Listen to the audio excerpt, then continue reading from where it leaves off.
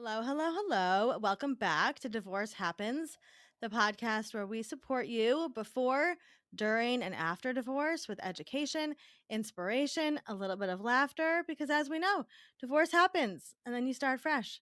And we're here again,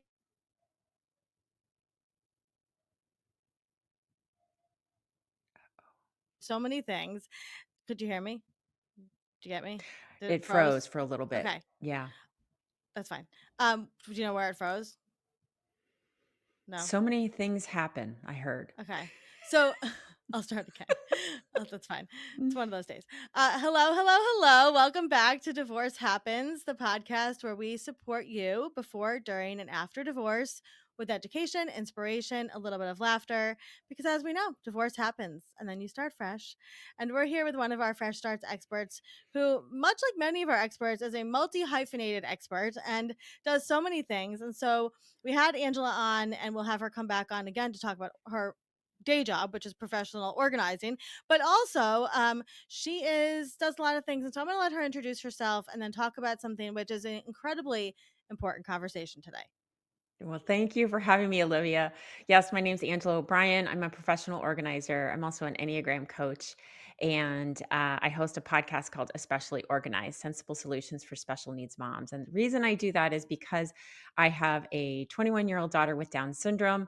I've been an advocate for the disability community pretty much since she was born. And well, not then, but once I got my footing, I started to become an advocate, and so I really am trying to help out other families of kids with special needs. And so I'm just glad to be here. Thank you for having me. Of course, and I love, well, first of all, your daughter is just, I love watching her on social media, and I loved celebrating via social media her 21st birthday. So that was very exciting for sharing all of that. Um, Okay, so one of the things I think people don't realize is that the divorce rate for special needs families is higher, generally higher than the regular divorce rate. So, just to refresh people's memories, typically in families in America, the divorce rate is about 50% for first marriages between 48 and 50. It goes up to about 63 to 67% for second marriages, and it goes up even higher for third marriages. So, that's pretty high. And then we're talking Mhm. about some, a special needs family, the rate's a little bit higher, and yet, we're not really talking about what happens in special needs families when there is a divorce, which is the second biggest life transition a family can go through. So, I wanted to bring you in here today, Angela, to talk really about things to consider as a special needs parent when you're also considering divorce. Because when we started talking about this off record, I literally, my mind was blown with the things that I didn't even know needed to talk about. So, I'm going to let you take the stage here. And so, if you're a special needs parent and you're listening to this and you're also considering divorce, what would be some things that you really need to start making note of before you meet with that lawyer? Absolutely, yes. So I think there are a few things. First of all, I think it's really critical to start to think about who you want on your team.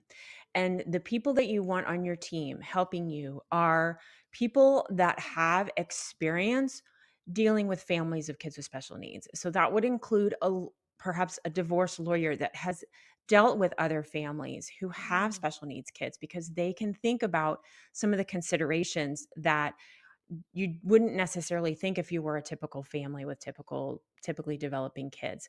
The other thing is that you would probably want to incorporate a special needs financial planner, because and this is where we've dealt with a special needs financial planner ourselves, mm, because there are so many things to think about if you have a child, especially like mine, who has a lifelong disability. You have to think about their care and how you can support them in their care financially, emotionally, mentally, all of that. And a lot of that requires a lot of very specific um, trusts and wording in trusts, mm. and things to think about so that your children don't get denied their government benefits that are applicable for people with disabilities. And then I also recommend that you start thinking about the types of documents that you want to gather. Obviously, for anyone getting ready to start a divorce, you want to think about all of your financial documents, your Mhm. budgeting, your expenses, all of those.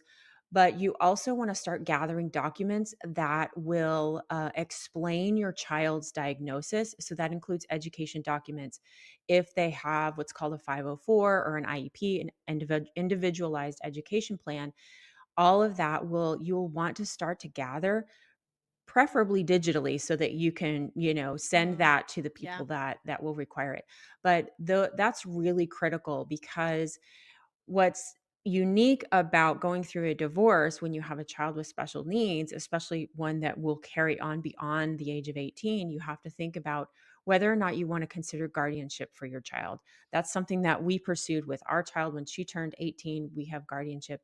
And that was a process for us, and we are not divorced. And Yeah. so you really have to start thinking about who will be the guardian of your child and beyond you, but also like how you are going to set that up yourself, and Mm, the documents required for that. And then finally, just financially thinking about child support, and you, especially as a stay-at-home mom caring for someone with a disability, maybe yeah. you have a child where you have to be their primary caretaker and you are unable to have a full-time job. That those things need to be taken into consideration as you're considering divorce, because you might need lifelong child support. You might need supports beyond the typical amounts.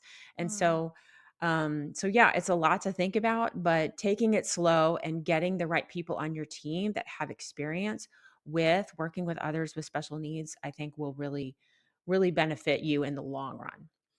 I have so many questions. So can you explain for listeners that might be listening that don't know, what is guardianship? Sure. So guardianship really happens beyond the age of 18, because we already are guardians of our kids, right? Yep. Until they turn 18. And so after the age of 18, let's use the example of my daughter. She has a lot of abilities, honestly, but she cannot, she really struggles when it comes to finances. She's unable to drive and get herself to and from places. um, so there are just certain things that she has challenges in being able to care for herself and hold down a job that will support her Right. by and live by herself. And so we've made the decision to pursue guardianship. There are different types of guardianship that you can pursue. There's supported decision making. So I'm not telling every family to go and pursue guardianship. There's lots of options. Mm-hmm. But if you do pursue guardianship, that is something that would happen at age 18. You usually have to work with a lawyer to be granted. Your child is granted a lawyer, obviously, just to Yep. support them, because basically you're suing to, against your Right. child Right. to be able Continue. Right. to help take care of them and help make decisions for them. And so all Right. of that happens around the age of 18 usually. That's when you want to think about it. And also too, when it comes to medical decisions, you want to be able Right. to help your child make your now adult child make medical decisions. And that's where it really comes into play. I Yeah. literally have to show my guardianship papers to medical providers, to new medical providers, to demonstrate that I Wow. can be a part of their care. So that's Wow. why it's really important for that. Now that's something that happens when they are, you said, closer to 18, or is that something that is discussed earlier?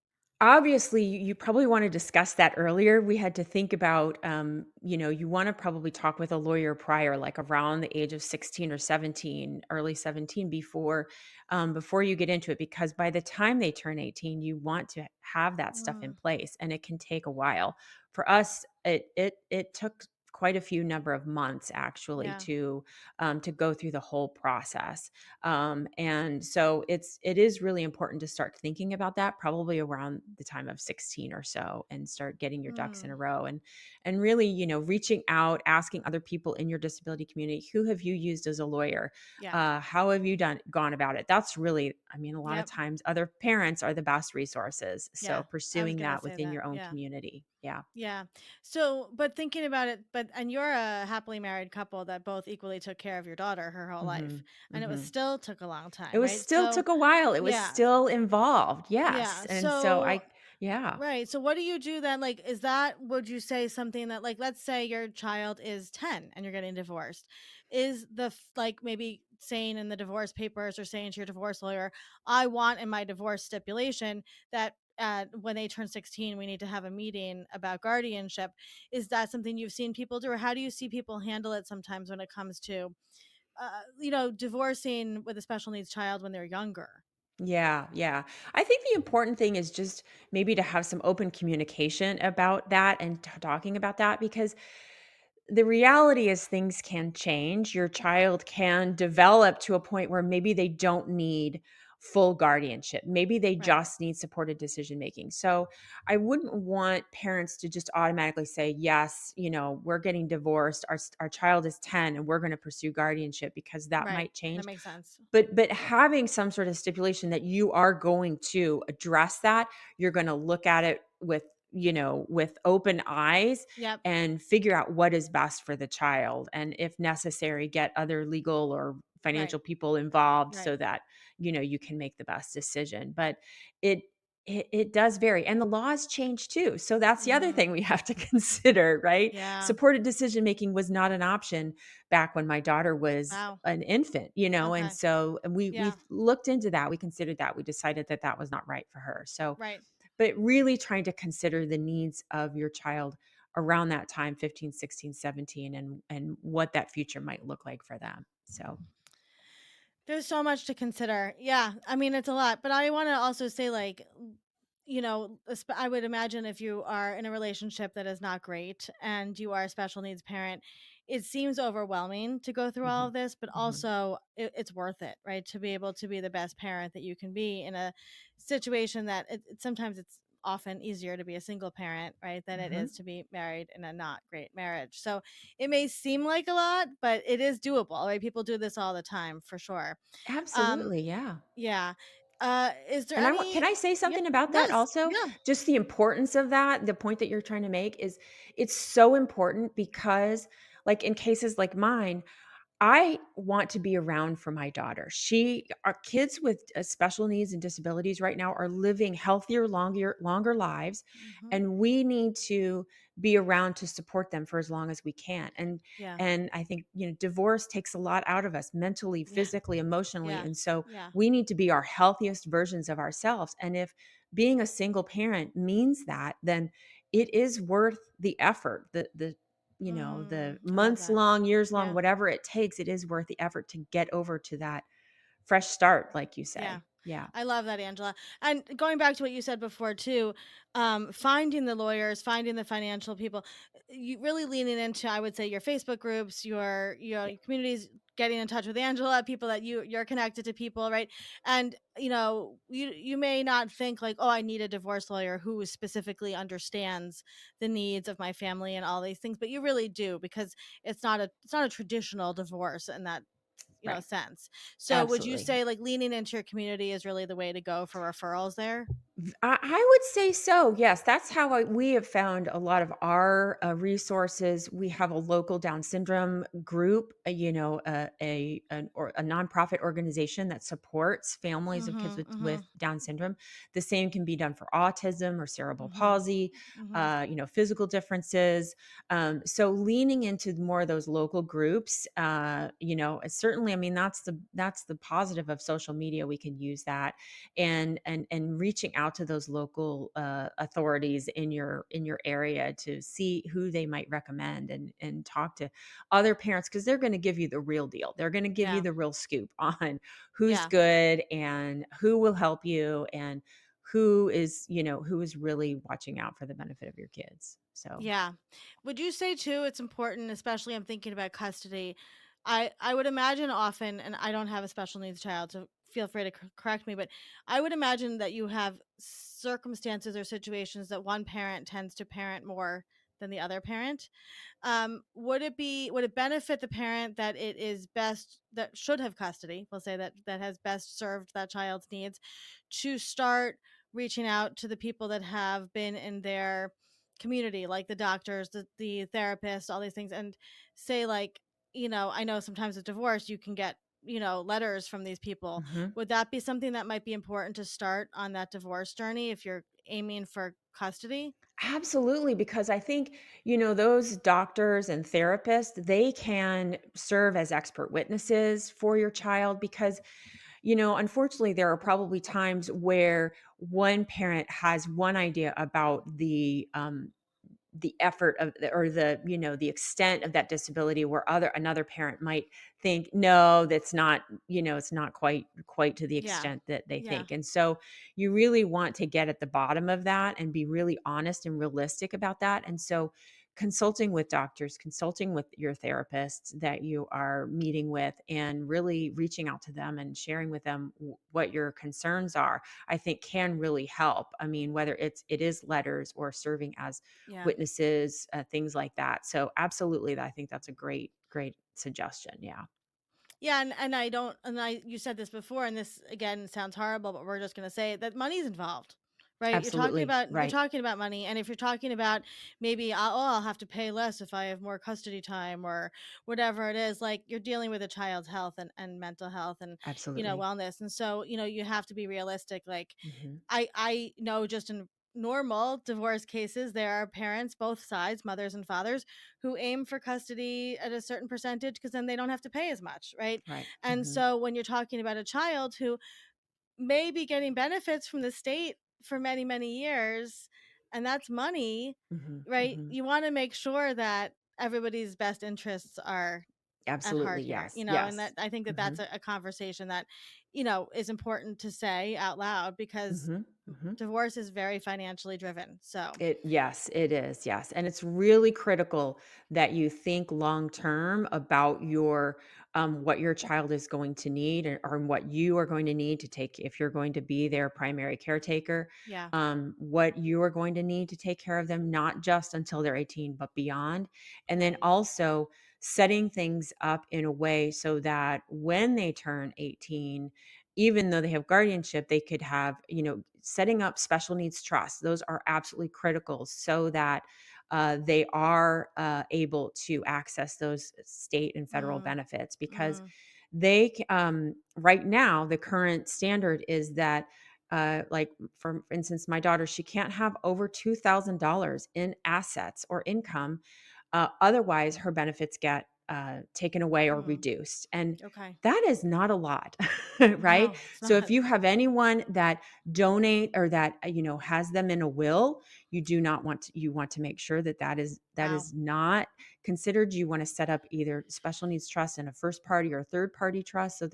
So I mean, we could talk for Yeah, hours yeah, on that. There's yeah, so much information out about that, but and it's confusing. I have a master's degree in business, and I still am confused about all of this. We're still working through our own, trying yeah, to get her benefits. It's yeah, it's very can be very overwhelming just in a typical situation. And so, yeah. um, you know, topping on a divorce on top of that can it's really important to make sure the people on your team are knowledgeable about all that. And like you said, to take care of yourself. And so getting a divorce coach Absolutely. and getting a therapist and getting Hmm. your hype team around you so that you can feel strong, so that when it comes to Hmm. calling the government to talk about your child's benefits, you don't cry on the phone, which is fine to cry on the phone Exactly. too. But Right. yeah, yeah. Right. I mean, Yeah. so getting that and maybe a divorce coach, like you said, who Mhm. specializes in special needs. This was such a wealth of information, and we're gonna obviously have you back again because this just we could keep talking about this, and I hope it helps alleviate some of the stress for somebody today to listen to some of this. And you can always reach out to Angela. She's just fantastic and always there. Angela, if somebody is listening to this and they are a special needs parent and they're considering divorce, what would be some words of encouragement that you could leave them with? I would say that if you're a special needs parent, you probably already know how to advocate for your child. And so this is just going to be one more challenge, but you've already put that advocating muscle to work. And so it's possible to get through this. It's a finite amount of time. Obviously, the Hmm. divorce process will end and you'll get beyond that, Yeah, and use that advocating voice that you have, that you've been doing for your child. You can do it I for love that. yourself and for you and your child's future. And I think, everybody is capable of that. And again, just getting the right team around, and so that you Yep. have the motivation and the strength to continue to do that. But know that it's within yourself. You already have that muscle, I love that. developed. So Yeah, yeah. I love that. Thank you so much, Angela. Oh, you're welcome. Thank you so much. I always love chatting with you, Me Olivia. too. Thank Me you. too. Thanks.